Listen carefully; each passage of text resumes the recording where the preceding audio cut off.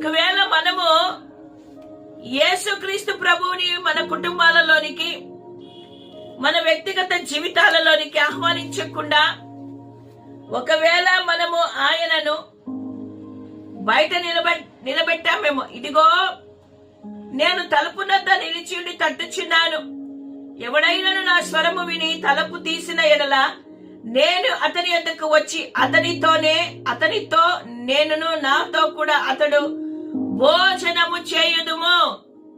ఈ ఉదయకాలమున యేసుక్రీస్తు ప్రభువు నీ హృదయం అనే తలుపునొద్ద నిలబడి ఉన్నాడు. నీవు ఆయన స్వరమును విని నీవు ఆయనను ఆహ్వానిస్తే ఆయన నీ యొక్క జీవితంలోనికి వచ్చి ఆయన నీ యొక్క జీవితంలో అద్భుతములను చేయడానికి ఆయన సిద్ధంగా ఉంటున్నాడు. నువ్వు ఆహ్వానిస్తే ఆయన నీలోని